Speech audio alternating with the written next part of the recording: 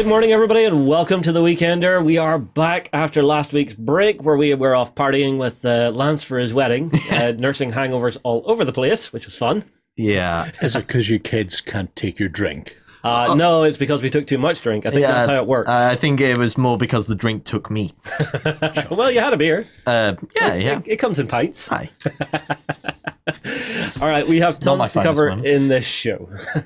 So we have news, we have Kickstarter. Do you have an interview for us, Sam? Yeah, we do, with Jamie from Shadowborn. Very interesting stuff there. We'll finally find the answer to the riddle they've been plaguing us with the past few weekenders. Also, a ton of stuff from Warhammer Fest, of course. Looking forward to that. All right, first things first, though, I'm going to kick this one out to you, Jerry. The spring cleaning challenge is now coming to an end, so people have their last chance to get in, yeah? Yep. So far, none of you have painted any of Rome like you were supposed to. This was the whole idea, to clear out my backlog by everybody stepping up and doing a bit of my room. No, none of you. None of you are winning. See, Jerry, whenever I hear you saying spring cleaning, I'm just imagining one of those horrible reality shows where hoarders have to get rid of like half their stuff. Yeah, there'd be murder done. But don't worry, we know how to hide the bodies in Ireland. Never find use. So for the people who haven't built Rome, they've been dusting off old projects or finishing off old pieces that they did years ago and bring them up to speed again. Yeah. So we've got a week left. Get your projects finished off, or if you haven't started, hammer it out quickly. There's a chance to win 4 £50 vouchers to the Otter store. Yeah, 1 of 4. Yeah. So our 4 categories are Junior Beast, Best Tutorial, Best Idea, and Best Executed, if I remember correctly. If not, I apologize. Yeah, standard operating procedure there for those. Yes. Your chance to get in, finish these off. We'll announce it when we get them in and have a review of them and see if anybody manages to beat Doug the Fug for the sheer volume of spring cleaning that he does on a regular basis. I'm actually a little sad about this one because I had planned to break out one of the original miniatures I painted for my first army, strip it and redo it, but as always, Beasts of War ate my hobby. Right. That's a very weak excuse. You go home, don't you? Justin, I don't think... I bought one of your first armies years ago. I kept one model from it. Yeah. It is that army. Yeah. Now, I don't think if you wanted to strip the paint off one of those for this, I don't think you would have had the time, because I left those sitting in Dettol before I moved to Japan. Take a shot. And when I got back, they still had paint on them. Yeah, so, you realize the problem is you didn't transfer them into fresh Dettol because it becomes a saturated compound. Do science. Yeah, even before that, I did so much to get the paint off those things. I had Dettol, Fairy Liquid. Yeah, I remember. Running over them with my car, the whole thing. And you didn't film that for us. No. All right, the next important thing is... well, anybody who is out there and is wanting to get in, you do have a little time left. So, if you've got one model, even one model, if it's done beautifully, you can do it. I believe in you. Right, moving along, Sam, you have an interview for us. Yes. So I got the chance to sit down with the guys from Shadowborn to discuss exactly what it is they've been teasing us with. And we get to find out who the winner is for that riddle challenge. Hello everyone and welcome. I'm Sam from OnTableTop and I'm joined by Jamie Jolly from Shadowborn. How you doing, mate? Hello. Good to be here. Yeah, now, if you've been watching the Weekender, you may remember we've had some riddles popping up. These are the guys behind that. And Jamie's here, hopefully, to give us the answer to those riddles. But before we get into that, Jamie, can you just introduce yourself and tell us a bit about Shadowborn? Hi, yeah. So we're a new company. The team are working on this game is 17 strong. We're all professionals working from different disciplines, and we've all worked on games before. But we're all coming together for the first time to make this huge flagship game. And Shadowborn Games has kind of been built around this dream of a game that we're going to talk about today. Excellent. Yeah. As you can also see from the massive library of board games behind him, he's a man of good taste. He's got Discworld Ankh-Morpork up there. So, and that sound you hear now is just all of our viewers taking a shot because I mentioned Discworld. Okay. So, without any further carry on, what is the answer to the riddle, Jamie? Can you reveal that for us now? Right. Well, I'll tell you, I'll walk you through it really quickly so you can get some closure on Excellent. this thing. So, what you're looking for, you were looking for 9 letters that make up an anagram, and there's a few clues in the image to help out with that. So one of the big clues early on is right at the bottom of the image. You'll see there's a bunch of numbers: 30401 and if you add up all those numbers, you end up getting 9. So you know that the 9 letters you're looking for are connected in some way to that line. If you then count up the amount of numbers in that line, there's 8 numbers in that string. And if you count up the amount of sentences on the tombstone, there are 8. And so what you've got is you've got a key that tells you how many letters there are in each of the sentences. Then the next bit is, you might have remembered there was a little bit at the bottom that says the marks of time will show the way. So on the tombstone, there's all these like scratches and cuts. If you look at those closer, you can see that they kind of work in 2 ways. They either underline some things or they work in parentheses over something. And so on that first line, you'll see in parentheses where sword and sorcery meet. And so that's like a big clue as to that's sort of key to the 3 letters you're looking for. And obviously where sword and sorcery, the words meet, is on the letters S, O, and R. Sorry, so just 1 second. Called it. Okay, go on. So then obviously the next one has 0 because it's 0, but then the next one has Thor, and underlined is the word Thor with the 4 letters. And so you've got 4 more letters, SORTHAW. Then you go down another 2 and you have in parentheses again the head of the cardinal points. Now this will get you, because it's very fair not to know this, because only some people know that the cardinal points is connected to compasses. And so the cardinal points of a compass are north, east, south, west, and the head of the cardinal points would be N, north. So you've got N, and it says that's the end of that most ancient sign. So the end letter is N, and then lastly, right at the bottom, underlined is the O, the cursed O. And so when you add all those together, there's one anagram exactly that works out for these 9 letters, and that's the word Oathsworn, and that's the name of our game. Oathsworn, fantastic. I honestly, if I hadn't. Yeah, of course I knew the answer to this one, but if I hadn't known it, I would never have guessed. As soon as you brought numbers into the game, I was lost. I tried working it out. It's a mad difficult like puzzle, and it's one of those things, because we know we can't make puzzles as difficult in the game. It's really difficult. We want to be able to make it much more interesting for more people, but the for this one, like making a really hard puzzle just as a little opener and a little cryptic thing was a bit of fun. And just so you know, like 1 in 50 people could solve it genuinely. So we ended up having 87 people crack it, and that means probably several thousand people tried. And we're just so thankful for all you guys to having a go at it. And I hope you enjoyed it, even if you didn't necessarily get it. Well, there you go. Congratulations if you're one of those people who managed to get it. You're better than me. So what is Oathsworn? Can you tell us about this game?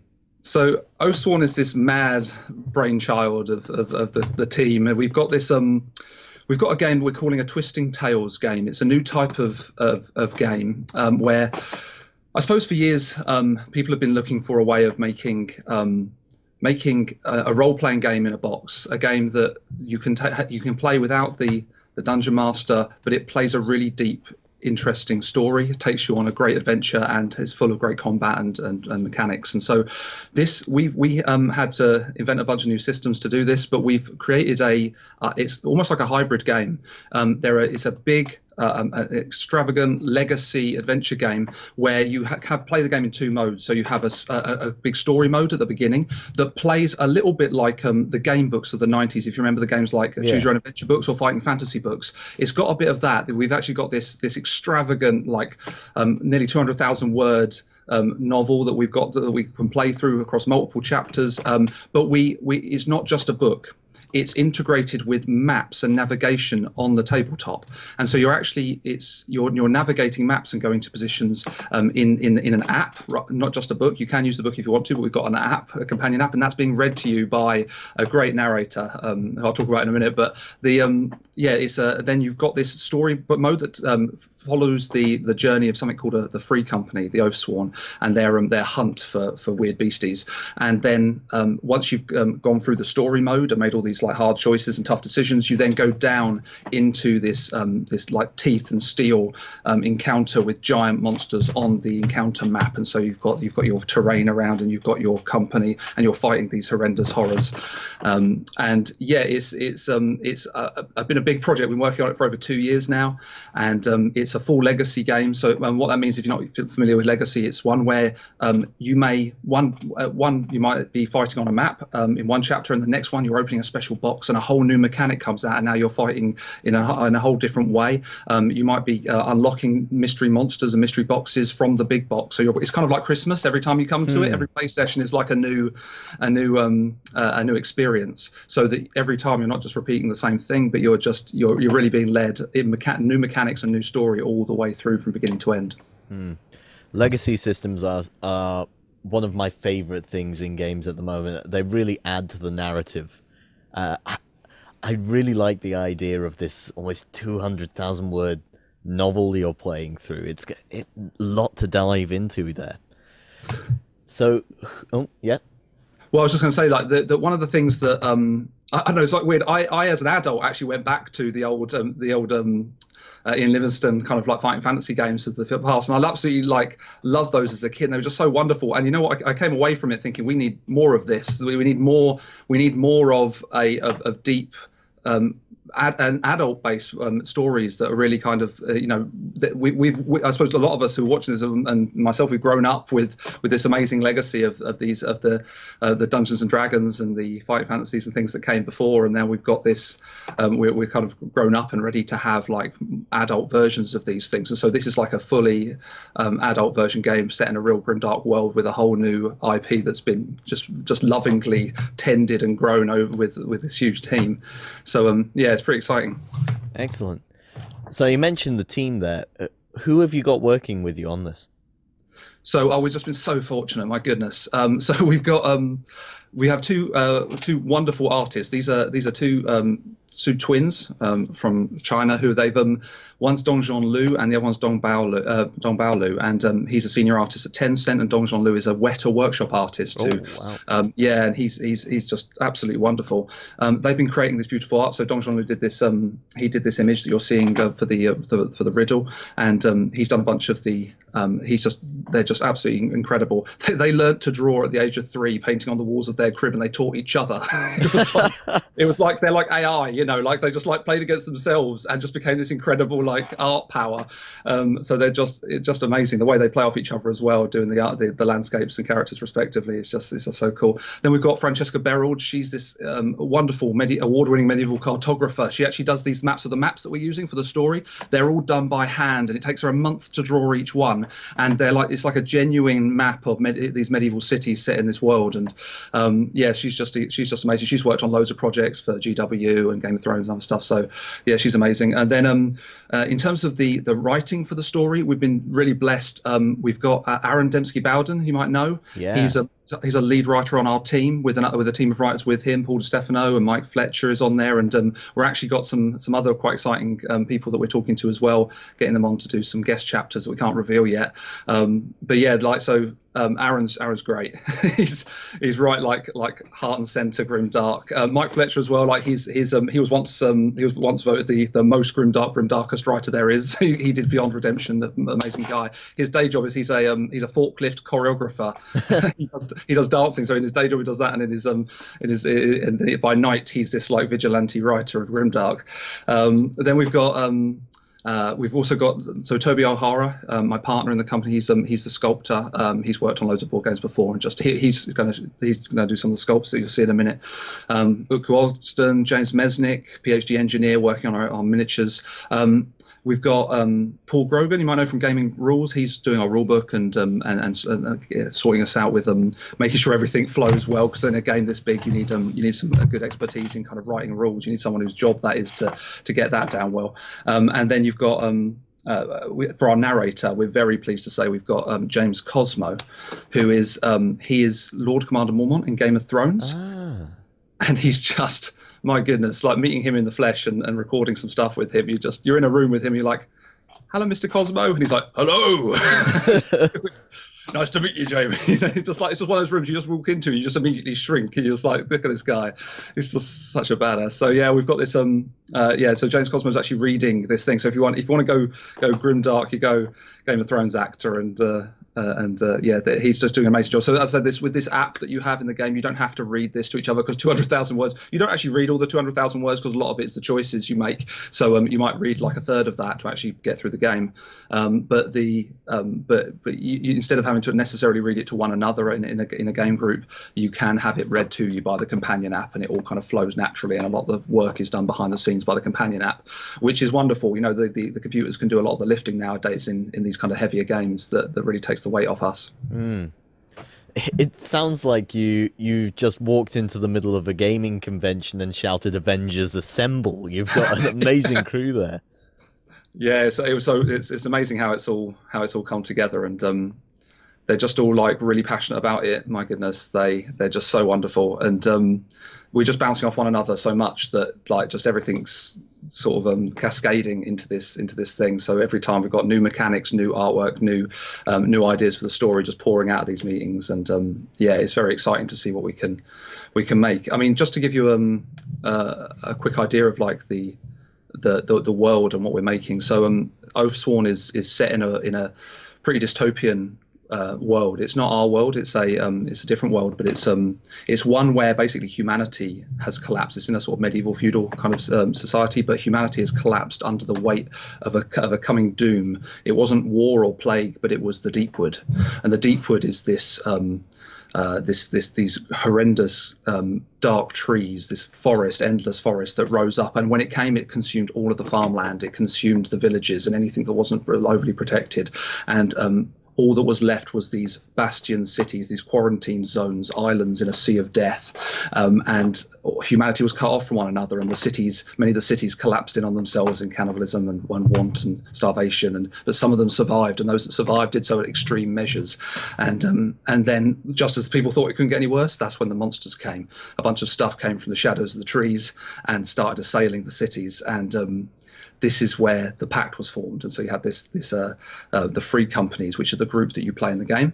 They are basically given the king's writ to go beyond the walls and to fight what's kind of normal people would run away from, and they stand basically in the breach between humanity and the stuff, the Deepwood, and it's pretty cool, because you got you're basically, imagine like your Dutch's team from Predator, like you're the best that man's got, right? You're the best that the people can create, and yet you're not up to the task of what you're facing, because you're facing something else.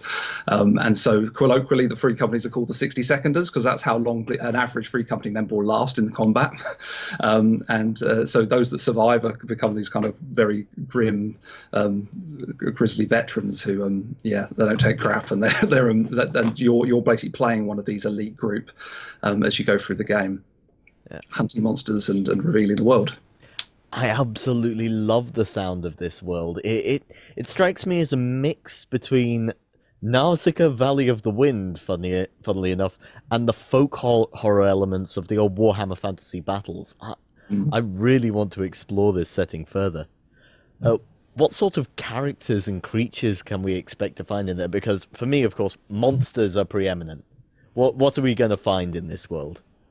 Well, we don't want to reveal too much early on, but what I can tell you is that we've got each of the encounters that you have. It's less like a traditional dungeon crawler where you're fighting lots and lots of different types of creatures, but what you are fighting is lots of a particular, like you're fighting a particular encounter, and then that encounter may come with a giant boss monster and then waves of like ads and mobs and things like that, something akin to what you might experience in MMOs, sort of RPGs. You might get multi-phase boss fights and all this kind of thing, and so there's the whole vast array of madness that people like Aaron Dembski-Bowden and myself can come up with. There's any creatures that can fall out of our deprived minds. That's what you're going to be fighting, and these are coming in these amazing miniatures, and we'll maybe show a few of those in a minute. But and then in terms of the characters that you are going to be playing, you've got the free companies are made up of primarily it's a human race that you're playing, but there are also other races. So we've created some new races. We have the Ursus that are a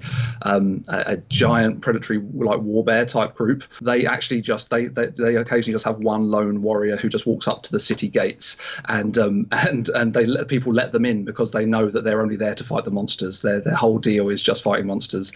They're not really bothered about humanity or saving anything, but they just want to. Their thing is that they can write.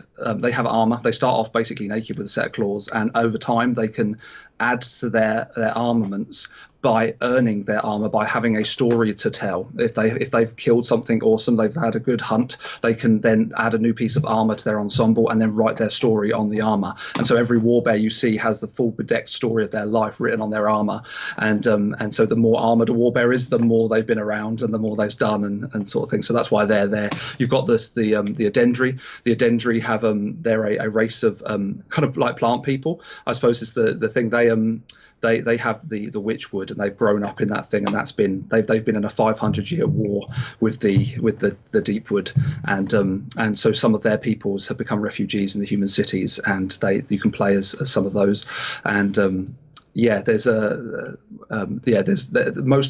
different each of the human classes. They come from different cities, some of them, and they all represent very different cultures and different backgrounds. And so you'll see some familiar kind of archetypes, but everyone has its own unique twist, and we don't have any sort of necessarily any hard like hard healers, hard tanks, that kind of thing. Like everybody's in there to kill something when it comes to things. They're all hands on deck when it comes to bringing these beasts down. Now, you have sent us over some of the STL files for a few of these. I assume these would be the player characters here. We have first here a girl with a bow. Watch out. Oh, yep. Getting past one of the big monsters there. We'll look at it later. We go in a bit closer here. So there are a lot of different character types you can play as. Yes, yep. There are 6 in the base game. And now, who was it you said that sculpted these? So this is Toby O'Hara. He's just like he's life and soul, a sculptor to his bones. But he's also got the unique qualification of also being an engineer as well. And so he's a sculptor / engineer. So when he's sculpting also from an engineer's mind. And so it's amazing what he can get out of a mold and the way he thinks. Him working with James Mesnick, who's a PhD engineer, who has like 32 other PhDs underneath him. But he's working on this, and just so we've got some software that helps us basically visualize the sculpting process and things like that. He rewrote the code to the software to make it work better, so that it could get more out of the program, so that we could get more detail in and get it rendering quicker and all this kind of thing. He's just amazing. And so the models that you're looking at there, they're just really just a complete passion project of getting the most detail we possibly can onto the models. When you're looking at those models, it's good to keep in mind that the characters are 50mm models, so they're very large. If you played kind of Dungeon Crawl and stuff before, you might find that normally you're kind of looking at maybe 32 mils or something like that. These are very large to get extra stuff in. They're also push fit models, so a way of getting lots and lots of detail onto a model is by turning it into push fit so that it can come together. So there's no glue required. It all comes together really nice. And actually, they were kind of they're pushing a new way of doing the push fit so that the key system locks. So there's absolutely no way of getting it wrong when you put it together. But they're very big. They've got loads of table presence, and we're just getting as much detail as we possibly can onto them to make them really good for painting and just feeling like you're there. What made you decide to go with the larger scale miniature? Why go with that rather than 30mm? I think it's part of it is the detail, wanting to be able to get really good detail on there, bringing it out. But also, I think it's the game is quite an intimate game, right? So you're not playing armies across things. You're playing a concentrated group, and you're then fighting like one large monster. You're fighting a large monster with a bunch of ads and other stuff like that. And so it kind of lent itself to that, to make it so that you feel really close in and up to the action. And even like at any point when you just look on the table, you just feel that you're there. And it's just one of the advantages of going a bit bigger with the models. You get some of those advantages. Now we do have one of those big monsters here to show off. Look at this one. So this is a big rat creature covered in smaller rats. What's going on with this? Yeah, so that's our brood mother. She's this is this. So just so you know, just as kind of got something to gauge by. This is a not very hard fight in our world, and not very far in. This is your version of a rat encounter. Yeah, so this is a basic kind of level, but yeah, this is she's 120 millimeters to her back. She's literally the size of a real rat. Wow. So when you put her on the table, she's boom, and she's there, and she has this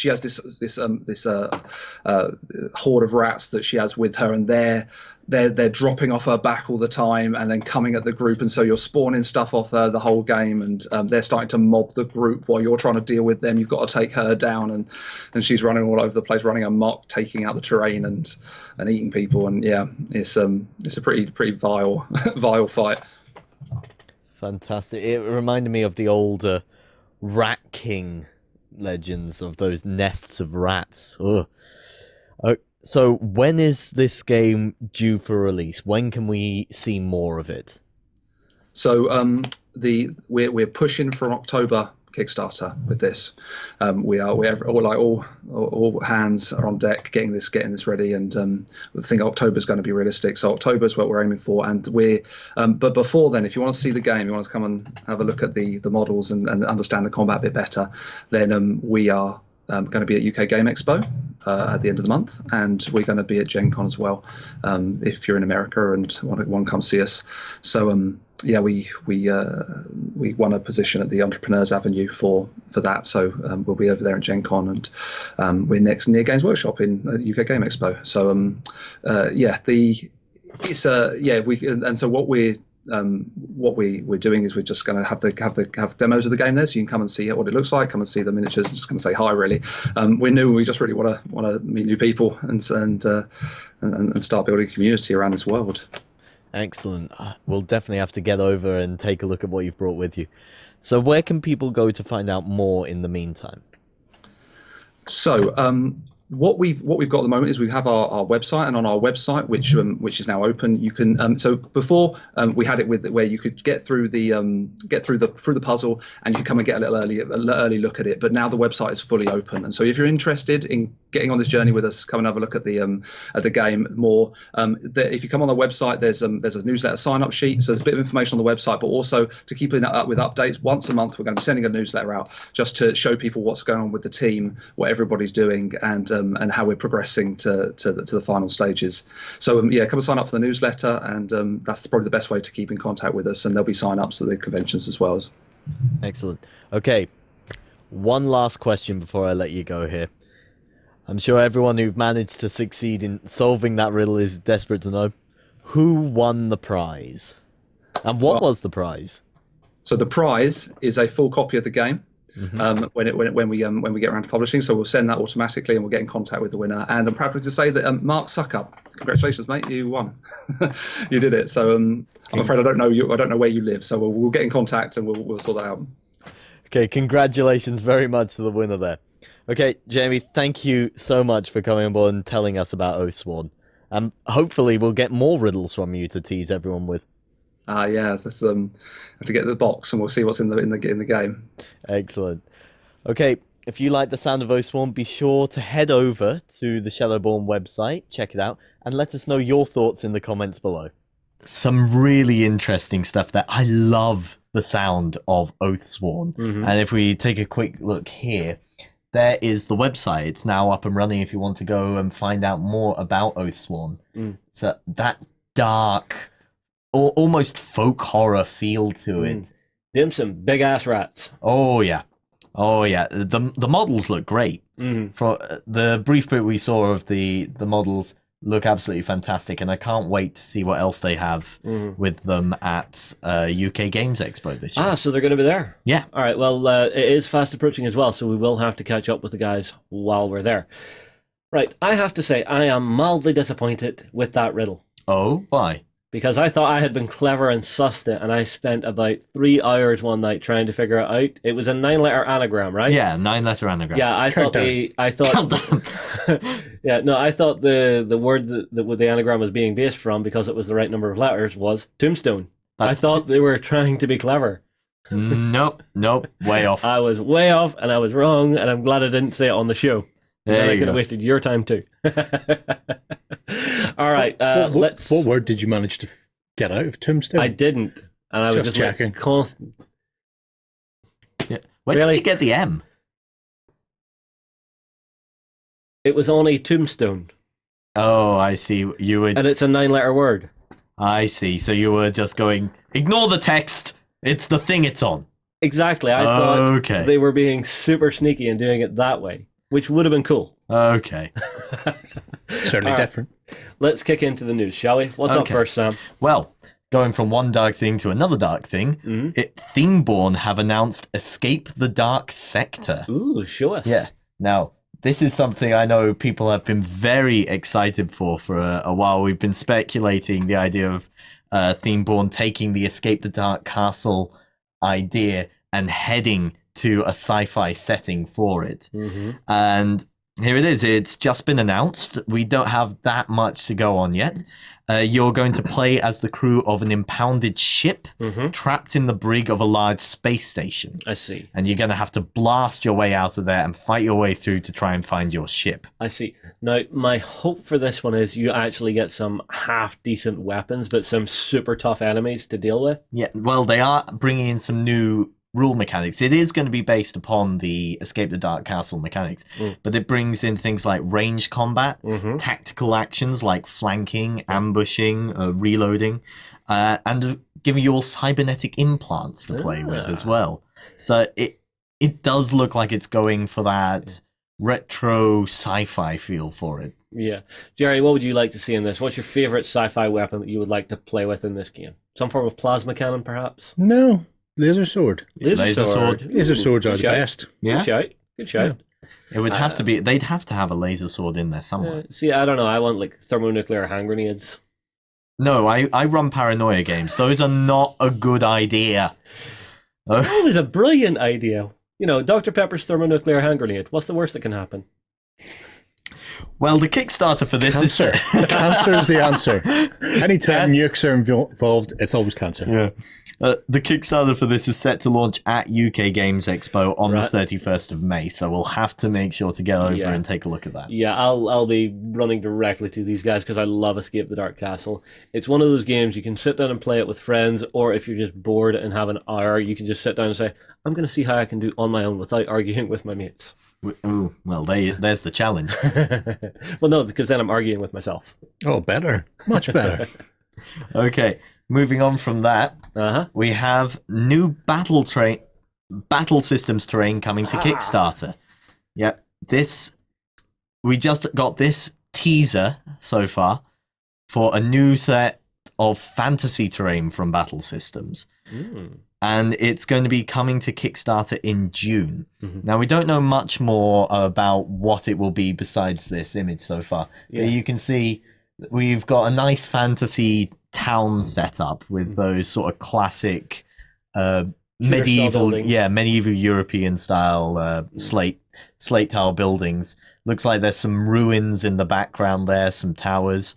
And yeah, I am very excited to see this. See, I have to wonder, is Colin sitting there thinking, well, I've got core space. Can I do core adventure? Yeah, that's exactly what I'm excited to what this could represent. Fantasy has always been my first love over sci-fi. I much prefer magic spells over lasers. And the idea of getting that sort of narrative exploration game that Core Space gave us and setting that in a fantasy world, I'm very excited to see that. And even if they don't go that path, it's great terrain to play around. Well, there's nothing to say you couldn't just reskin the game yourself and use it with this terrain. True. I mean, like, I don't know about you, but anytime I play a role-playing game, I play a bit of an amoral git who just runs around stealing everything. If I can have this on the tabletop and just be doing that, I'm going to be happy. I'm going to rob everybody's house there. You're weird. What? If it's not nailed down, I'm having it. Yeah, you know, that's true. You know, right down to the dragon droppings. I can sell that. If you say so. Brings your tomatoes up a tree. Yeah. Oh, you know, poisoned arrows. Fair. I'm not even going to delve into that. What, you just have a little bag hanging off your head, dip it in, bong. And for that, you are okay with go around smelling of shit. You know, I don't have to smell the character. It's the NPCs that have to deal with me. Well, I suppose that's one way of going for it. I'm staying out of that. Yeah, But yeah. Terrain is lovely. The terrain is It is. absolutely beautiful. Lots of little extras going on, just little bits of detail like the log shed there. As you look, the more I look at this, the more I see I want to play it. And of course, I think Battle Systems already do a fantasy dungeon set. They've done actually a full internal and external set for a castle. Yeah. So this could actually let you populate the outside of your castle to do like the little town just beneath the Lord's castle, which could be very cool. Yeah, I don't even need a whole town. I just need enough buildings to throw down for Kings of War. Yeah, True. Yeah, very true. Yeah. Lovely stuff. Cannot wait to see what they're doing with this. Okay. Now, moving on from that, now we've got those two quick updates out of the way. We are heading into a massive amount of news coming out of Warhammer Fest. Yeah. I have things I loved, things I despised. Okay, well, I'm sure you'll get a chance to go over each of those. We're going to split these up over some of the different Yeah, bits. sure. Do you think? Starting off with Warcry's Splintered Fang Tribe for Warcry. Warcry Splintered Fang Tribe for Warcry. I can do English. Yeah. Try saying that 5 times fast. This is the new tribe that have been previewed for the skirmish game that is set within Age of Sigmar, based around warring tribes of chaos. Yeah. Now, I do have a gripe. Was Sigmar not described as a skirmish game when it first came out? Yes, because it is. It's, large-scale skirmish. Okay, large-scale skirmish, small-scale skirmish. Fair enough. I'm happy enough. They still have... In Age of Sigmar, you're still using units for the most part, but everyone moves independently. A bit more like they did in Middle-earth. Okay. All right, well, let's have a look down through, see what we've got here. Yeah, so, as I said, these are the Splintered Fang, and they're the cult that live within the realm of life, and they're all about serpents and poison. They're a very different look and feel to any other chaos worshippers we've really seen in a lot of Games Workshop's games in the past. They have far more of a Roman gladiator look to them. And as we can see with this guy, you see a lot more of the diversity going on in Chaos, because here we have an elf. I'm not sure how they want us to pronounce it now. They spelled it A-E-L-F. It's an elf. It's an elf who has thrown in his lot with the Dark Gods. I mean, like it looks as if he's got into camp and just took an angle grinder to most of his armor. Just It's one way of doing it. But then they already, assuming he's a dark elf, they already worship the bloody-handed god. So, yeah. you know. Yeah. Oh, very nice. This is one that's gone straight up for Chaos. This is for the four gods of Chaos. There's nothing non-chaotic about that. Yeah, true. So I'm really looking forward to seeing more on Warcry. And actually, I forgot about these. A sneak peek of what's happening in Warhammer Underworlds. Some of the monsters going on here. Not sure. This lion looks a little bit too cartoony. Too cartoony? Yeah, I think it's maybe the paint scheme. It's very, very bright. You know, I expect something a little darker, a little grittier. Well, it does say this is coming for a new warband in Warhammer Underworld. So I'm just wondering which warband would feature a bright lion like that. I'm guessing probably a new group of What's the Stormcast Eternals? I keep wanting to call them Sigmarines. Thank you. No, because there's not like all griffins and things. This, I'm guessing, Godsworn Hunt, maybe. Maybe. Elves. Maybe, possibly. Although it would be better if it was white. Yeah. Oh, yes. White lion. So. Yeah. If we saw a return of the White Lions of Trace, I would be a very happy man. It'd be nice. Moving on, here we have the Citadel Contrast paints. This is the new paint range that Citadel are bringing out, which is set to take a step out of the painting process. So here we see the traditional method of base, shade, technical, and ready to go. This one, you just paint the new contrast paint straight onto a primed model, do the technical side of things, and it should be ready to go. Now, I'm unsure about how good a final effect this will have. We can see a couple of them demonstrating this below. And they all look very vibrant, very bright, which is something I'm trying to achieve in my own miniatures. And as someone who is not a great painter, is gets very bored of painting very quickly. Yeah. Having something like this that takes a step out of it, I'm all for that. But I don't think you're going to see quite as high level of finish with these miniatures, with these paints, as you do from the regular standard. See, this is the mistake that every single painter makes whenever they come to the hobby. They want to paint what's on the box. They want to paint exactly what they're seeing from an heavy metal painter or whoever they are, like Angel Heraldez or something. This is something that just takes the thinking out of it a little bit, makes it a little simpler. So it just simplifies things down, get it tabletop ready, and then afterward you can work on it all day long. What do you think, Jerry? It's paint. It's a contrast wash. It's nothing new. I'm wondering what the base is, because they're saying that they're going to sell the base separately. You see, it's probably just one of the color primers that they use. No, not that. The actual medium that it's mixed in, they're going to be selling it separately. Oh, I see. Because I've been making them for years using floor polish. Really? All you do is you add your pigment, ink, paint, or whatever it is to floor polish, and you get a high gloss finish like that that works similar to a colored dip. So that's more or less what they've done.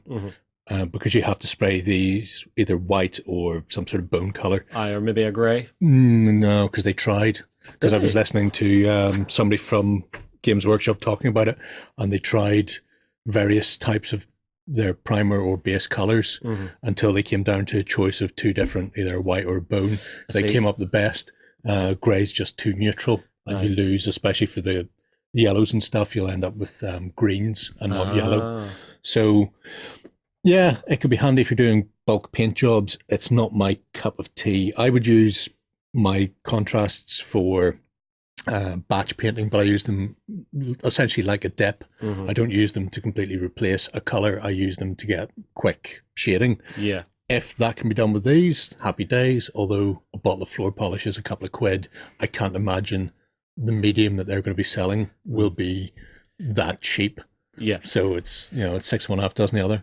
You see, for me, this kind of breaks with the method of painting that I use. Now, I will give it a go just to see what it's like, but my normal method is I color prime, I do my detail work, I throw a wash on, tidy up, and I'm done. Yeah. Well, that takes the color prime away. Exactly, but then I have to paint that color over the entire thing and then do all my detail work. Yeah. So depending on your method, this could actually increase the number of steps you need. No, because this goes down like a wash. Yep.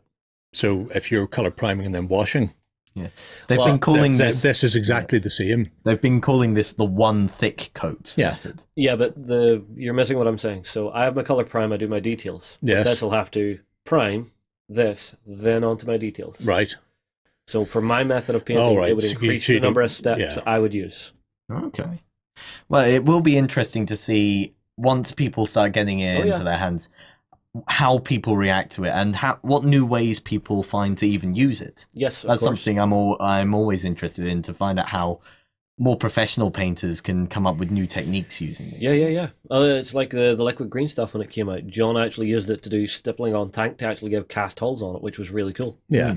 That was the best thing that stuff was used for. It was all the different textures. Wouldn't use it for filling anything, certainly. It shrinks a little too much.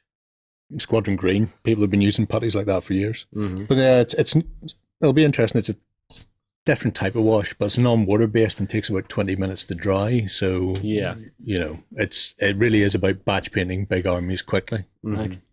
All right, what's next, Sam? Well, next we have got a lot of stuff for 40k. So now it's time for you to do a happy dance, Justin. All right. There are two reasons to do a happy dance for this. Number one, I'm getting a super-sized Primaris Marine that I can play about with. Number two, Games Workshop have broke into Japan and are working with Bandai. This is huge because this model company does some of the finest multicolor model kits you will ever see. I've talked about it on the show before. They do kits where you will clip the hand off a mecha and it's already articulated on the sprue, which is just madness. Do you think that GW will let them do that? Because that will surely impose on what GW sell. It's being made by Bandai. Yeah, but Bandai do so many things. But most of my Black Series stuff for Star Wars is Bandai, and none of that is model kits. They don't just do model kits. Oh, I know that. So but... I think you're more likely to see a separation where they won't want Bandai start. Because if Bandai start making the model kits and it does well, then Bandai will just buy GW. Would that be such a bad thing? Well, because Bandai don't care about games. They're far more focused on the collectible aspect. Yeah, but it's one of those things. I've talked to people in the industry for years, and they say Japan is the hardest place to break into to actually get anything done, Yeah. to get interest, to get traction. It's because it's a very different Yeah. culture. It's more about the collection rather than the game. yeah. That's why they started that those set of blind buys, the Heroes set. Yeah, the second set of which is currently out in Japan, but not out in the UK yet, which is Yeah. the Terminators. Yeah, and then they announced the third set recently, actually. What are they going to be? Death Plague. Guard. Yeah. Nice. Yeah. So I knew those would catch your fancy. Yeah. This is where having contacts in Japan is useful. I can run a supply chain. Oh, I'm taking straight back to Breaking Bad. Okay. What? You're running a supply chain. I've never watched it. Anyway, yeah, these aren't the only collectibles that are doing, of course. We also have the little chibi models that we've been do seeing like some of previewed these. earlier. I am not a big fan of these, I have to say. I like the Sister Battle, and I like the Beaky. The Beaky Beaky in the Marine. corner. Yeah, top right corner. Yeah, there I he think is. it's quite cool. I lost my mouse. I just like that he's holding an orc head. Yeah. Yeah. And he's doing that because that's the Space Marine from the front cover of Rogue Trader, who was holding an orc head So he in is. exactly that fashion. So he is. Yeah. I'm not a fan of Chibi, but then that's because it's that sort of super cute Yeah. anime thing. Yeah, I know. So it's not Yeah. not me. I don't It's know, not for me either. I would probably grab a couple of these, and I'm sure they will sell. There are people out there who will just Oh, buy yeah. for this. Oh, yeah. Although the one they did a while back that I didn't like was the Funko Pops. I thought they were weird. It's anything with big bubbly heads. Yeah, Yeah. not a big fan. But if we move on from there, we do get to some of the more exciting gaming stuff, including the return of Aeronautica Imperialis. Yes! It's a poor man's bombers over the Sulphur River. I get to play fighter planes in 40k. I'm Yeah, happy. that was bombers over the Sulphur River. Quality game. Andy know- Chambers would tell you. I have to admit, I missed Aeronautica Imperialis the first time around. I know almost nothing about this game. The one thing that makes me want to play this more than anything is one of the novels, which is called Double Eagle. Mm-hmm. So it's written by Dan Abnett, and it follows a Imperial Guard regiment who are basically pilots fighting an air war, and actually hearing how an air war works on a planet in the 40k universe just sounds so much fun, which makes me want to play this game. I just want to see more orc aircraft. They were my favourite things when flyers started to become more prominent in 40k. Seeing the orc bombers and jets starting to appear was fantastic. Yeah. Well, I mean, like, if I can get myself some Thunderbolts, some Lightnings, maybe a couple of Marauder squadrons. Very, I'd very be happy. frightening. What? You said Thunderbolts and Lightning. Very, very frightening. Me, Galileo. Oh, God. I Oh, we don't knew get that reference. We Okay. knew. I get We it. just weren't You doing don't it. deserve Yeah. for it. Savages. Philistines, I think you'll find. Yeah, moving on from that, we have the return of Warhammer 40k Apocalypse. Yeah, there is a big box on the way to let you play out these massive games of 40k. It's going to include new rules for various formations to include in your armies, as well as new cards and tokens to keep track of the game. And all of the rules for the individual armies are going to be available as free downloads in PDF form. Yeah, this is for... All right, I know a fellow over in England. He actually once in a while does an Apocalypse game where I think they have like 30 or 40 Titans turn up to the one game, and they just take over like an entire hall. They have a custom-made gaming map for this thing, and it's mad. Incredible. Yeah. Well, now we've got the big member suite. I would love to see a full-on Apocalypse game played out there. Ooh, do you have a weekend? Well, I don't, but I would love to come in, poke my head in and go, that's cool. Do you have a weekend to set it up? Yeah, It'd be interesting to see what the rules actually become, Mm. because previous editions of Apocalypse worked with simpler versions of 40k, Yeah. and they've added in so many additional rules, and I've seen how long it takes people to try and get a couple of turns in here. Yeah. They're going to have to strip out massively or do something It's unconventional to make it feasible. the biggest thing that slows 40k down and disengages a player is the big I go, you go. I move all my stuff, I shoot all my stuff, and I'm waiting on you. If this is Apocalypse and you have a massive amount, that slows it down even more. Your filth list, where you get like 144 shots from like a squad. Yeah. Now imagine having to do that dice roll for 10,000 points. Yeah, I That know. that's one turn, and then you're packing up and going home because you've been there for 8 hours, type of thing. They're going to need to do something massive, so it'll be interesting to see what they do. Well, it's kind of why I run my forces the way I do. I do lots of the same thing, so I can just do one big dice roll instead of going, okay, I've got 5 dice for that, 3 dice for that, 2 dice for that, 5 dice for that, 10 dice for that. That gets really old really quick. Also, will they bring the templates back? You would hope. I miss the templates. I think the templates were far more Because having the satisfying big dustbin lid of a template where you just go, everything under this has gone away.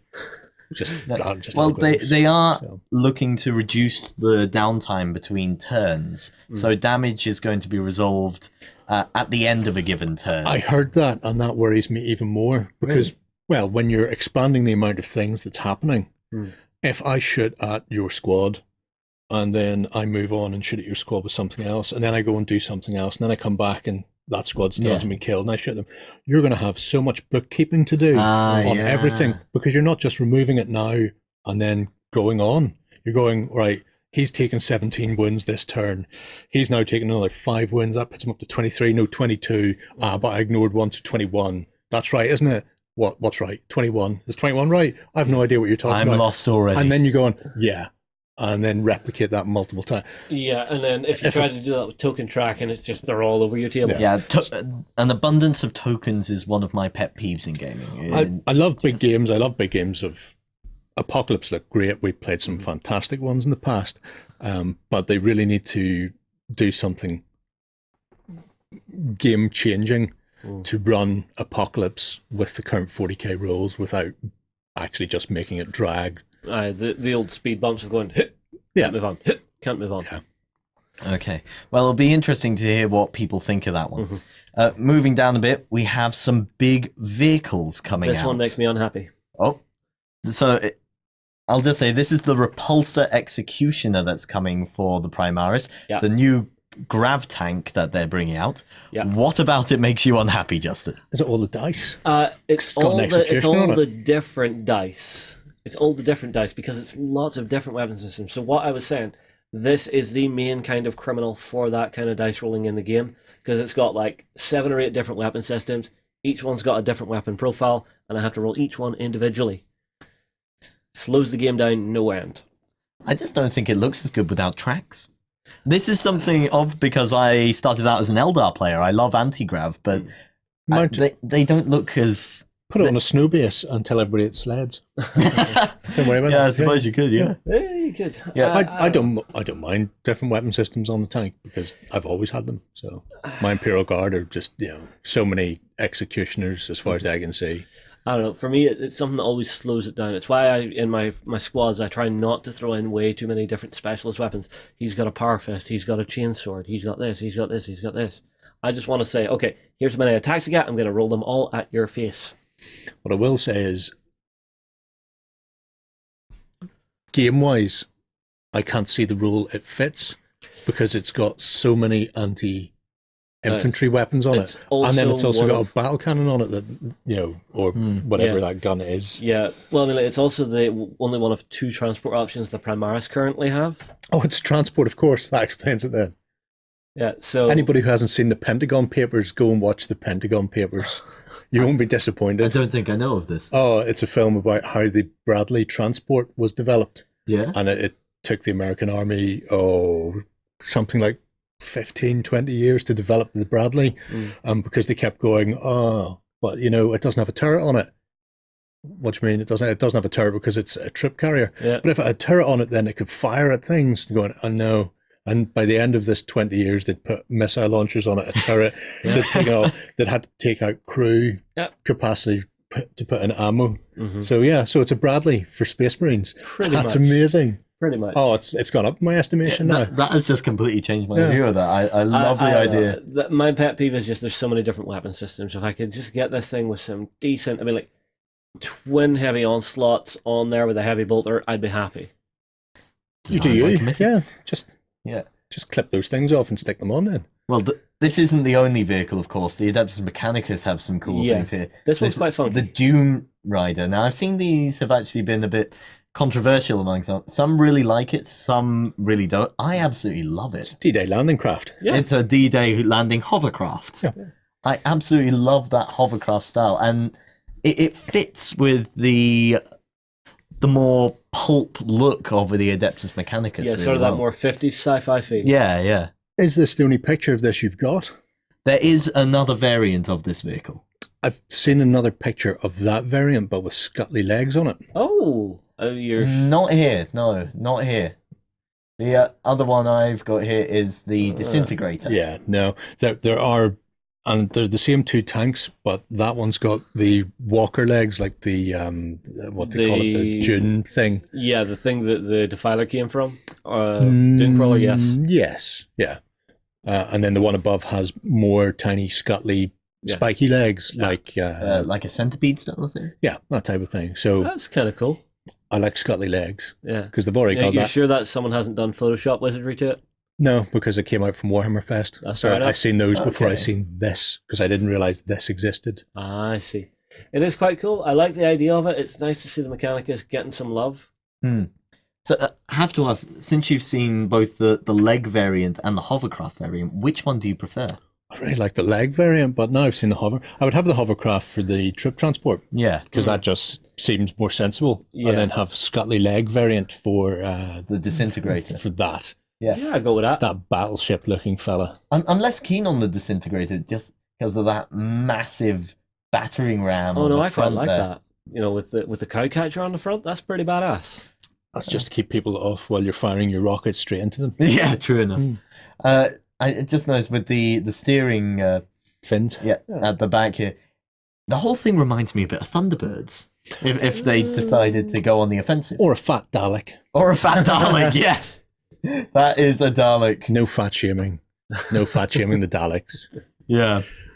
Okay. Meanwhile, the Chaos Forces aren't to be outdone, I'm happy. as they are getting the Chaos Knights Codex. Yeah, this is something I've been waiting for, because up until now it literally was you just had the 2-player box that you got with a knight each in it, and you had some supplementary rules for Chaos Knights. Now we've got this, we're going to be able to fully kit them out the way we want to. That, and they're doing some kits for these too. They are indeed. If we And go they're down a bit spiky. further. They are very spiky. They just took a Chaos Knight and stuck all the spikes on it. Well, I mean, like it's even the weapon designs. They're just a little bit more spiky, chaosy, and down and dirty, grimy, nice. That, and I love the paint scheme for this one with all that rust effect on it. The model does look fantastic, and the kit is really good. I have to say, I'm a little disappointed, not by the model at all. This is just me feeling. I don't know. This is going to sound really stupid, because the whole point of chaos is it's corrupting, and Yes. that any of the Imperial forces could fall to chaos. Yes. But it feels almost like every time the Imperium gets something new from Games Workshop, they immediately feel, oh, we've got to make a chaos variant of this. Well, no, because Primaris Marines haven't fell yet. What do you mean haven't failed? They were never loyal to begin with. I like his suppose. mouth. It's very Wallace and Gromit. Wallace and Gromit. There's no Yes, cheese. yes. There he's got a big smile on his face. Yeah, I don't know. I mean, like, this is also one of the easiest kits to get painted quickly. I think I did my own one in like 3 hours. Mm-hmm. You know, so you just leave the armor plate off, spray the base black, Spray dry brush the crap out of it, spray your armor plates another color, do the detail work, glue it on, and you are done. Yeah, but as you can see from that, they haven't just done that with this one.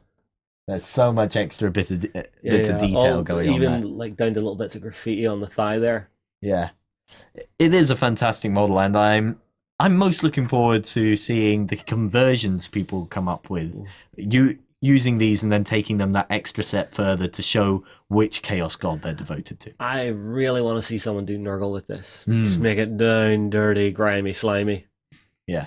If we move on a bit further, we have got some more demons on the way from Forge World, and these are demon brutes representing Chaos Undivided. And that's not something we've really seen much of before, demons of undivided chaos. And I absolutely love Be'lakor them. is the only one. That Yeah, I've- Be'lakor, yeah.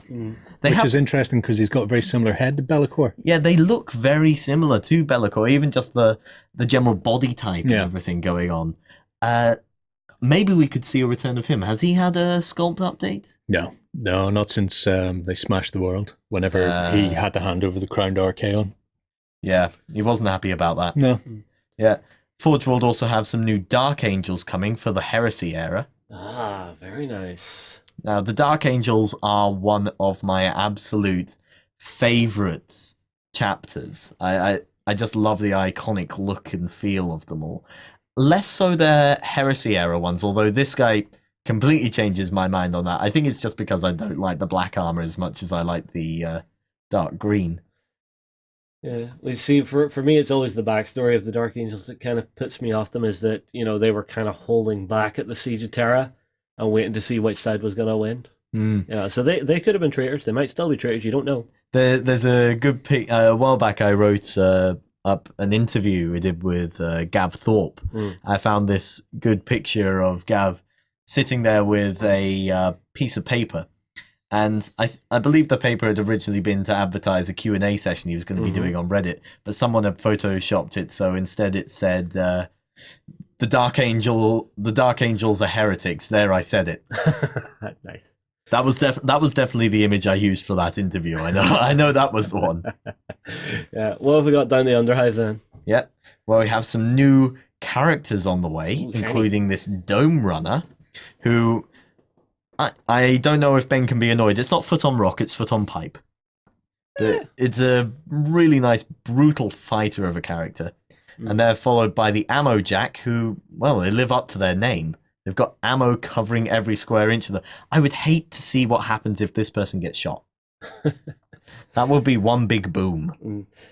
See, Necromunda is one of the parts of the Imperium that I love to explore, just because it's such a different look at the life of an Imperial citizen. You get that sense of oppression, that being ground down, that if you lose everything, you may end up moving and dropping right to the bottom of the hive, into the sumps, into the toxic waste where all the mutants are. Well, talking about the top of the hive, they did this little teaser trailer for Helmar's Justice. Now, Helmar, I believe, correct me if I'm wrong, Jerry, he's they're the head family of Necromunda. Yeah. So they haven't released Spires for Necro for this edition yet, have they? No, but I think this might be So Arbides. Oh, is it? Oh, that's very dull. They specifically say enforcers for Lord Helmar, so I think these are going to be his own personal guard coming Possibly. in. I would his lean more police, towards thinking basically. Exactly, that's what the RBDs are. Oh, no, I don't think they're going to be Adeptus Arbiters. Because that is something separate to Helmar's own forces. Yeah, We'll have to wait and see. because they're planetary cops, whereas the Underhive, the Spires, they were called Spirers, weren't they? Because they were on top of the spire.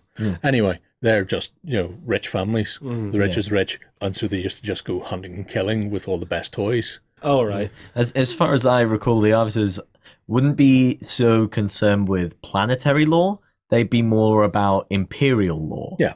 So they probably wouldn't concern themselves with gang fights in Necromunda as much. Yeah, maybe. Well, I mean, like the way it is always described is that each of the gangs is actually linked to one of the Uphive houses. Yes. In some form or fashion, and it's them defending the territory and the manufactoria and the citizens working in that manufactoria to stay on target for all of the quotas and stuff, which is why they then fight. Yeah. Well, I will say, Necromunda, for me, is probably the 40k universe game that most makes me want to play. I haven't played any 40k for a while. I've still got my Harlequins. They're still looking at me. Yeah, exactly.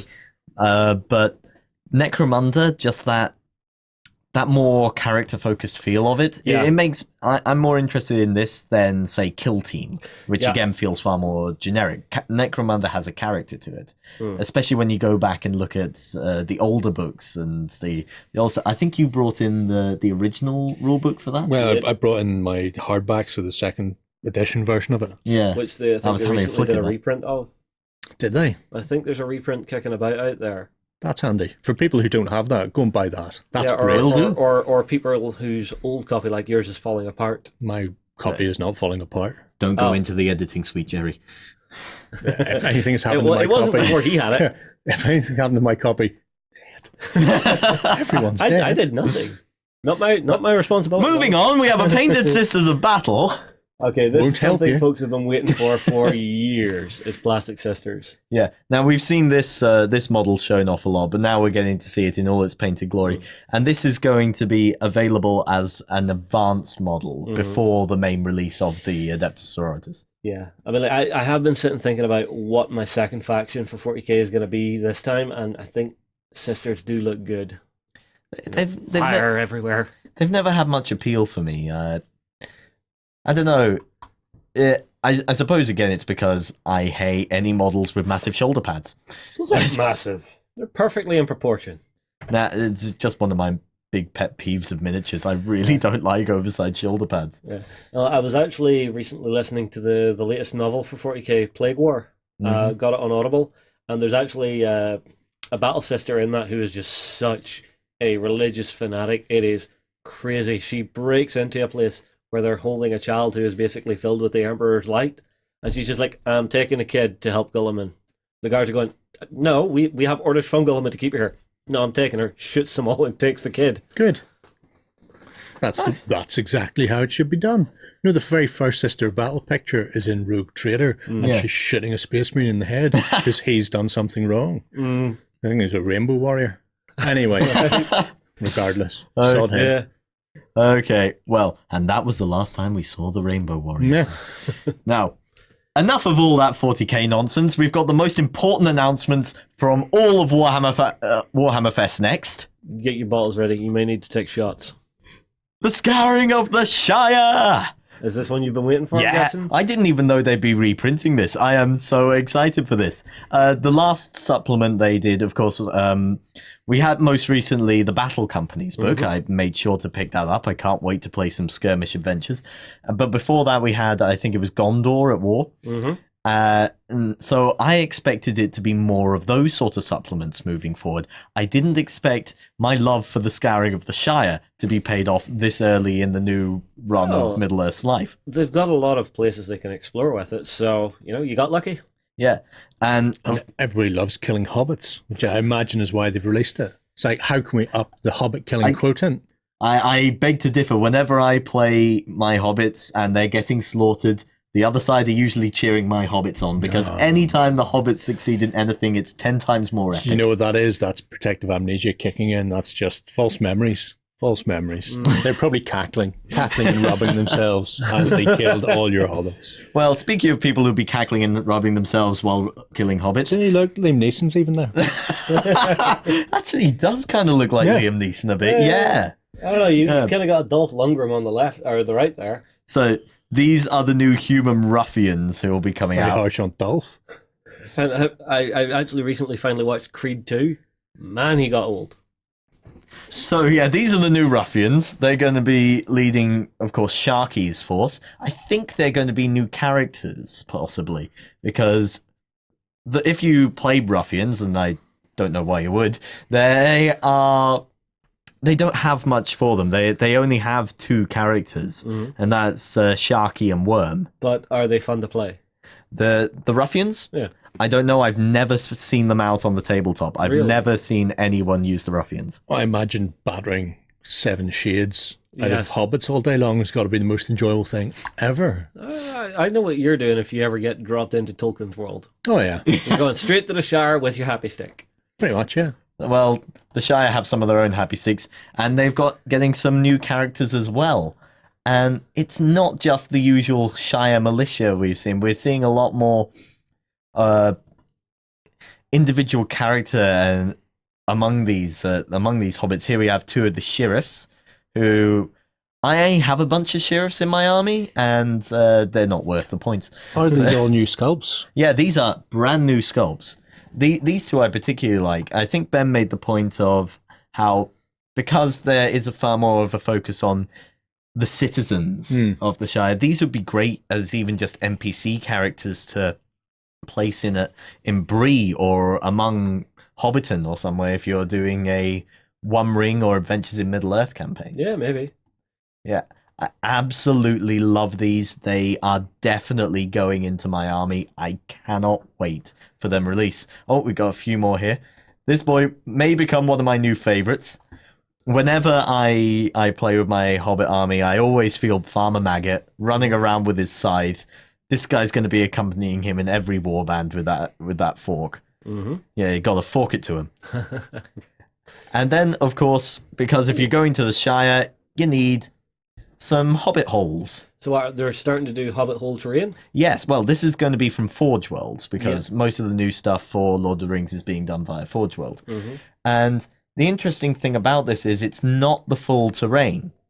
This is a kit involving the front there with the windows, doors and everything, and the chimneys, all the little extras that you can then attach to your... big lump of polystyrene. Yeah, exactly. Now, you do get a really good effect using these, but Hobbit holes aren't hard to make. There are lots of guides on how to make your own Hobbit holes. Yeah, but terrain. having those resin cast pieces, I mean, like if you got maybe 2 or 3 of these kits and you got a massive lump of polystyrene, you could just do that hillside with lots of them on different levels and do like a really nice feature table. Yeah, but because they are from Forge World, if you get 2 and 3 of those, you're not eating that month. So, yeah.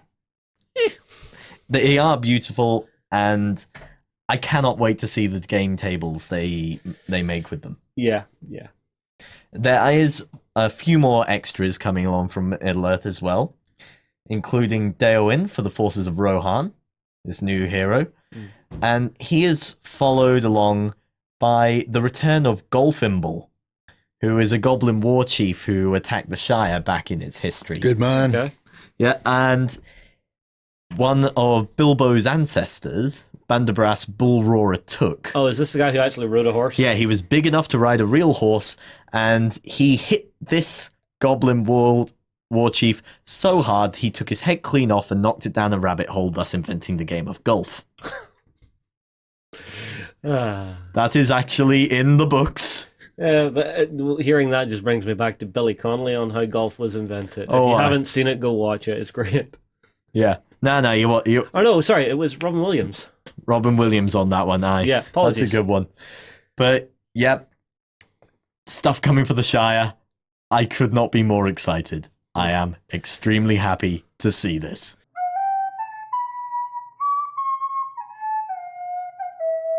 Okay, so that's enough for The Hobbit. We're going to move on, Sam. Sorry. You got to wax lyrical. Come on. Kickstarter time. Okay, fair enough.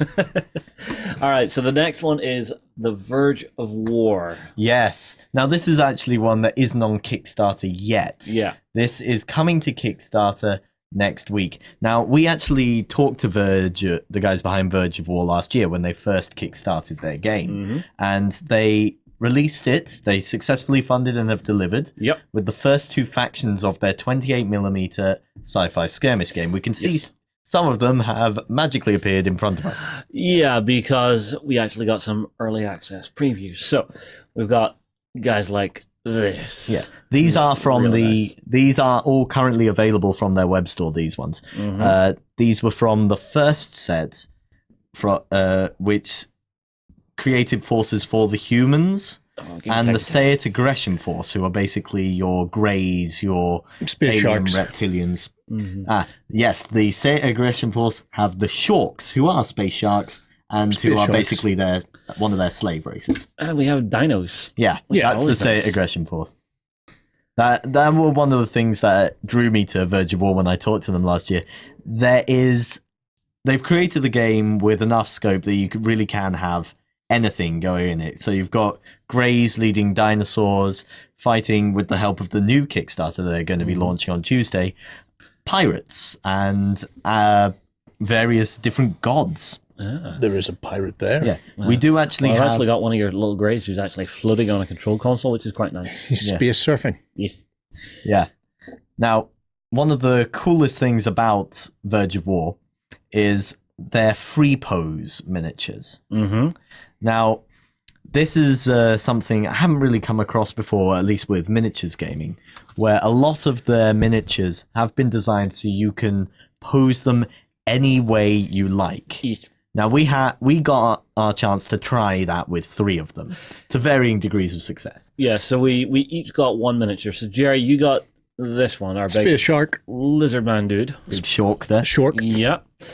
And He's quite nice. Yeah. You can see the pose is very different. You went for a very much planted attacking. Yeah, he's Coming just at about to you. take somebody's head off. Now, Yeah. when I say free pose, I really do mean free pose. You can build Yeah. these in any pose you like, even right down to the individual fingers. Yeah, if you look at his hips and waist, you'll be able to see the ball socket joints because there's actually additional armor plating that I haven't put on yet that covers them. Mhm. So, as you know yourselves, every joint is a ball socket, Mhm. which means you've got total flexibility at ankle, knee, hips. Yeah, Head, shoulders, knees, and toes. exactly. Very much so. When All of the- this and more. When the Kickstarter first happened last year, Mhm. they were showing them off built so that some of them were doing handstands and stuff like that, just to do that, full on crazy kung fu movie pose that they had going on. Yeah. The one I tried is actually one that is going to be appearing in the Pirates faction, and it's already fallen apart. As you can tell, I am not a very skilled modeler. These are definitely intended for people who really enjoy their modeling. Yeah. I am not good at modeling miniatures. I enjoy building ones, but I am not good at them. And All right. So this is you, Sam. yeah, this guy near drove me to insanity, I will admit, with the individual fingers. You see, the thing is, if you're a modeler and this is what you're wanting to do, this is great for you Yeah. because you could have this guy flipping the bird if you want it. Yeah. If you really want it. And it's not just that. There's the variation in the packs as well. So, for example, my Mm-hmm. Shork could have had two of those. Picks. Yeah. Well, yeah. Or he could have had a massive two-handed one or sword. See. So there are options in that free pose one for you to actually go nuts with. Same Sam, from I'm my... annoyed at you. Why? Are you covered Some glue? of that super glue was still wet. Ah. I just got super glue in one of the most annoying places you can get it. Your lip. I've done that. No, Quietest day in the office they've ever had. no. I can imagine. You see if you get a bit of super glue over the front of your fingernail and just right along there and it bleeds in. Oh, it feels weird. Yeah. Well, leave you to dig that out. The Shork boatswain that I failed to build spectacularly does come with a lot of different options, including a big coat you can give him, Yeah. big range weapon, lots of different hand weapons that you can equip him with. I just really like that big anchor Hook for, fist. hook for hands, except not a hook. Yeah. It is, a massive, A big a massive. stabby blade of He doom. has a massive anchor. Yeah. Yeah. If you're not a modeler like yourself, they do The regular ones. They do regular versions that Yeah. are, legs and arms onto body, Mm-hmm. and you're done type of, Although sort of they standard still build. gave you some good options for the weapons. Yeah. Yeah, I do quite like this guy with the claws. Sure. It's quite nice. And then for my own one, who I'm hoping is going to stay together because I think I did it right, is a big human knight mecha. Hmm. So I gave him a nice little hand axe and, of course, a halberd because you need halberds. It was quite funny when I opened these up and I saw all the little bits and pieces. I did find it quite a daunting prospect. But Yeah. weirdly enough, it was Tom and Cass who put this in perspective to me, neither of whom are miniatures gamers. Did they build Lego? Cass was just saying that how much he loved that sort of building and the more complicated, the better. So her eyes absolutely lit up at the prospect of building one of these. And Tom just he really put it in perspective by placing it on the opposite end of the spectrum from the Games Workshop quick fit models that you have. Yeah. So you have the ones that are there for you to get onto the table as quickly as possible, and then you have ones where the building of it is a more involved part of the hobby. It reminded me a bit of putting together Gundam kits, which weren't really my sort of thing, but I tried them out once for an article, and it really did remind me of all the little options you have for those. See, for me, if you're going after a kit like this, the key thing to do is, and I noticed you didn't do it when you were doing your build, prep every single component first. I did. I was washing every bit. No. I mean, take off the gates, take off your mold lines, set it all nice and neatly to the side, organize and order it, and then start your build. I do notice I did do that. I had it all on one side. No, because I will took a look at this, and I actually found a couple of components, and I did take a knife to it, and actually took off a couple of gates you missed. Fair enough.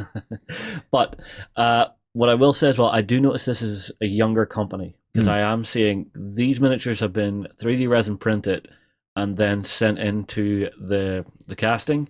And I can actually tell that because of the way they've done it on a couple of points, because there's one or two components where they've laid it flat in their 3D printer and you can really see the layer lines.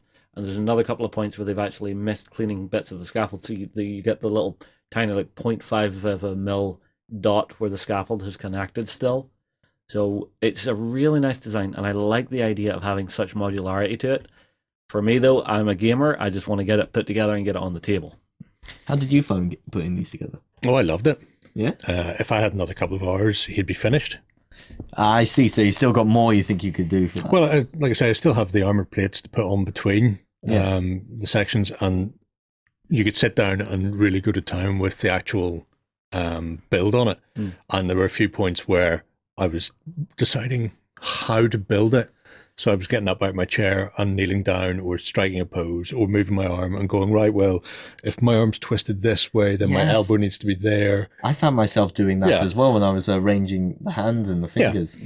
Which, I absolutely adore. I'm actually sitting there thinking, if you get the same size steel balls as those, because the ball joints are literally balls that go into either side. So if I get those and then I get magnets and magnetize the kit, so that all the sections just clip in. Could I have a fully posable one then? That would be pretty fun. Yeah. Well, I mean, I do think this is also going to be great for anyone who loves to do conversion work. Yeah. So let's say there's a particular weapon you have from a different kit.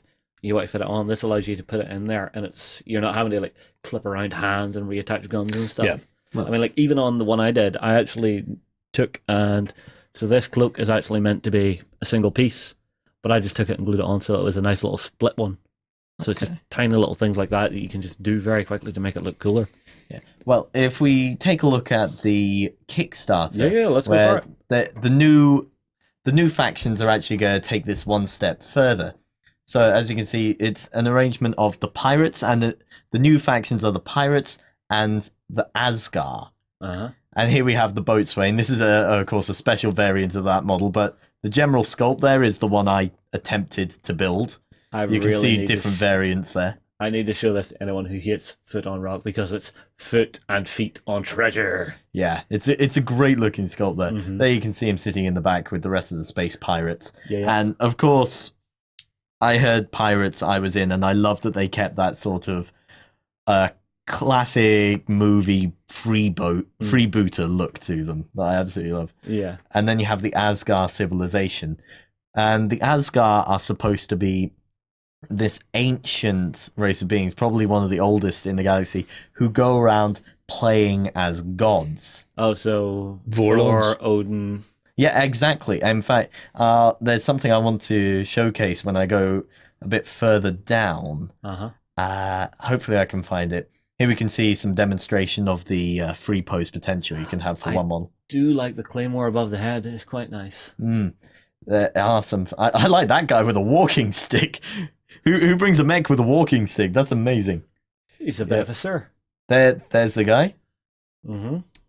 So if we go down a bit further, we've got the different races. The humans, who are the ones you were building there, Justin. Oh, very dull. The Sate, the pirates, and the Asgars.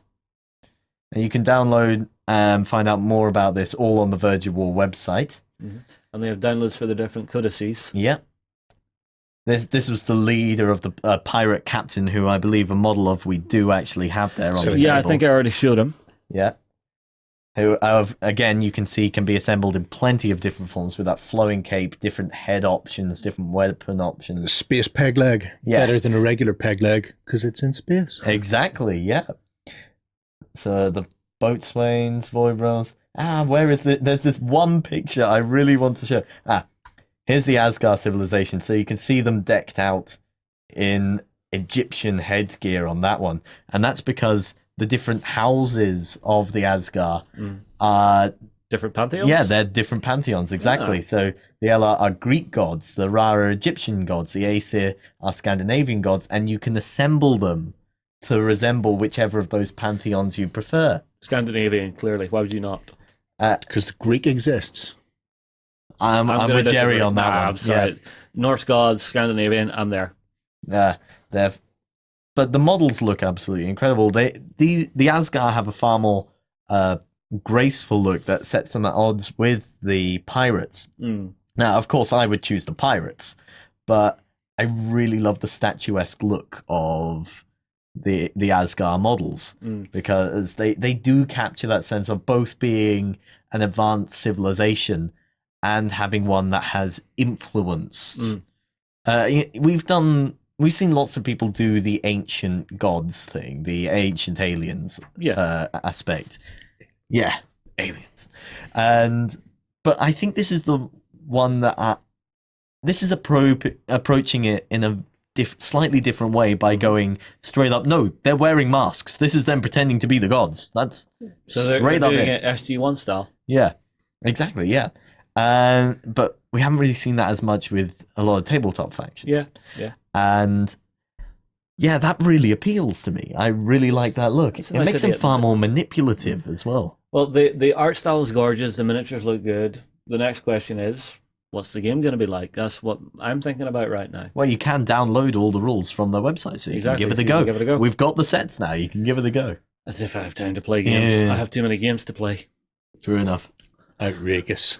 So there you have it. Verge of War, the new Kickstarter for the Pirates and Asgar, is going to be live Tuesday, the 31st of May. Cool. 31st? 21st, I mean. Sorry. Right, 21st. What is our next Kickstarter then? Next, we're delving into a bit of a roleplay app with Reroll to customize your D&D characters in pixel art. Now, there aren't many days left for this. I think only 2 days as of this going out. And it is being very successful on the Kickstarter.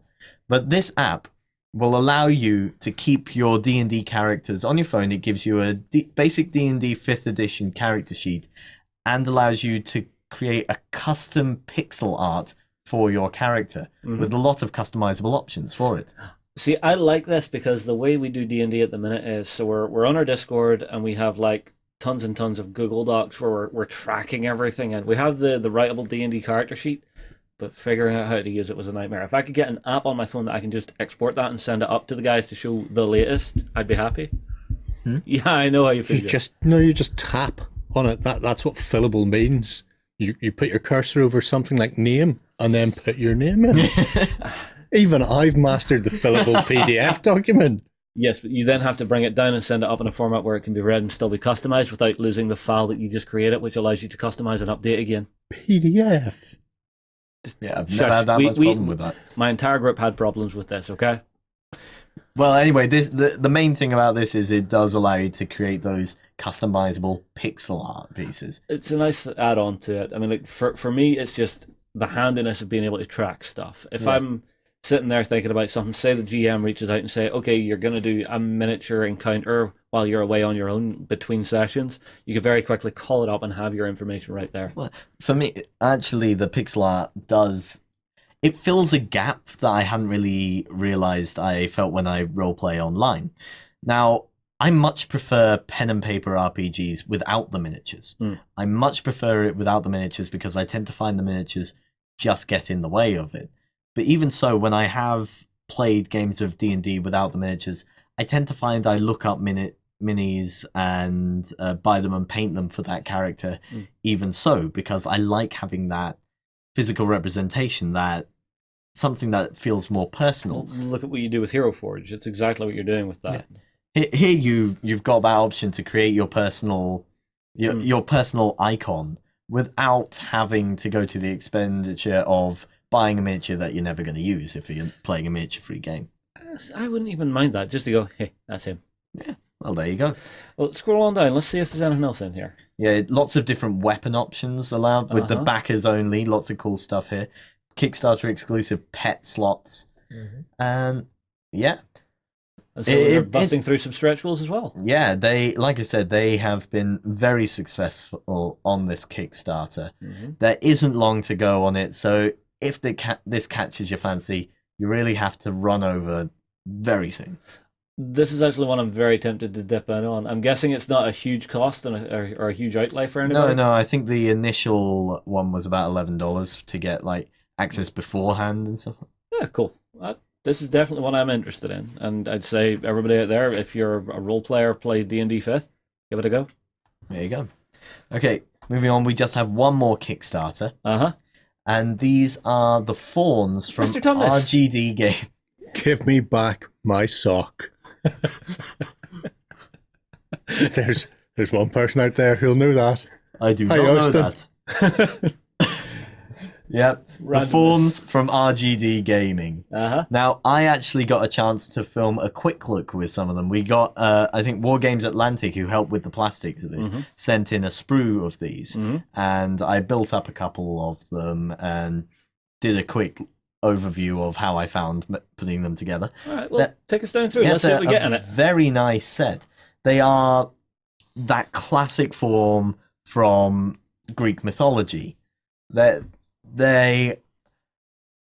said in my quick... I'm trying to say this without just repeating my quick look. They are that classic look without being the chaotic beastmen we've become more used to seeing these days. It's one of the reasons why Robert wanted to do it, because he's very active on Kings of War Fanatics face page.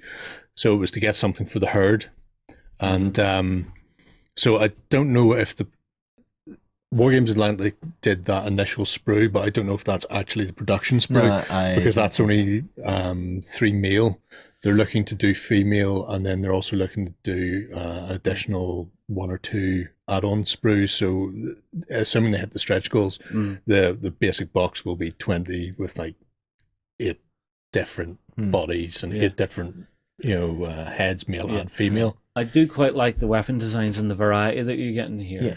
That was one of my favorite things about this. You had a lot of options for how you built these models. Yeah, and that breaks the monotony of sometimes having this same character over and over, because even just changing a head, a shield, a weapon arm, and even just changing the angle on it slightly can really give you a sense of, a real mixture of people who are alive.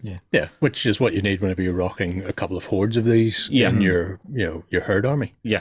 I also quite like the fact that the weaponry is basically ancient Greek. Yes. So they're rocking, Dacian and Thracian weapons, so they've got Rompias and Fulxes there, which is handy if you're playing things like Mortal Gods or that sort of thing. It gives you that mythological feel to them. They do look more in situ. That's something I would really like to see, is an entire army of the herd based around the mythological origins, based around those ancient Greek depictions. So as you said, they're coming up with some variations for these as well. The last I heard from him yesterday, 2 days ago. The idea was stretch goals was 10,000 was the basic sort of head in to get the guys, and then after that they'd unlock the female poses, and then after that unlock centaurs, and the centaur would essentially be a conversion part, so that the torsos from the infantry set will fit on these, so you can mix and match. There's still quite a few days to go on this. I think there's nearly 3 weeks actually, and they're almost funded for the basic funding. But what he's done is he's rejigged things slightly. So he's going, okay, I might not hit all of these goals, but instead of unlocking 8 infantry and then not getting to the centaurs, what if we only do the 6 infantry? So we do 3 male, 3 female, and then we do a single centaur horse part of the body, and then if they still get into the stretch goals, they can expand on those, but it means that centaurs would then be an option as well. Yeah, it lets them dig in and get the product line out there for folks. Because it's a clever way to do it. Yeah, because this Robert is essentially, he's just a store owner in the States who really loves Kings of War and wanted fawns, and nobody is doing plastic fawns without going super beastmen where every muscle is a bag of muscles. They're just ridiculously scaled. As you can see, and you may recognize the paint jobs because it's Andy Zek has painted these, so Satinius Plinius off the site. So they fit in very well with, that's Footsore's Mortal Gods range, or even GW's Bretonians. They're not out of scaled. They'll sneak into anything. He's also said he might do a add-on sprue of space rifles. If people want to use them as mutos in post-apocalyptic or the future, so you could have cloven hoofed space mutos running about with pew-pewing all over the place. This kind of Kickstarter campaign really brings us back to why Kickstarter was first created. Is someone has a crazy idea, a dream they want to bring out there and give to the world, and that's what this kind of campaign is. It's someone saying, I really love this, it's not being made, I want to see it made, come and help me make it. Yep, and I'm all for that, especially because then I get centaurs for my herd. I have centaurs for my herd. All right, well, I'll tell you what, let's close it out at that. Everybody, tell you what, get your comments in below. We've talked about a lot on this one. Did you enjoy everything from Warhammer Fest? Was there anything you weren't so happy with? What do you think of the Kickstarters? Are you looking forward to grabbing some of the Verge of War stuff? We'll move on. We will see you again tomorrow morning for the Weekender XLBS across on OnTableTop.com. Go ahead and check out our other content on screen now. And while you're at it, why not hit subscribe and remember to ding our dong. Go on, you know you want to click it. Go on.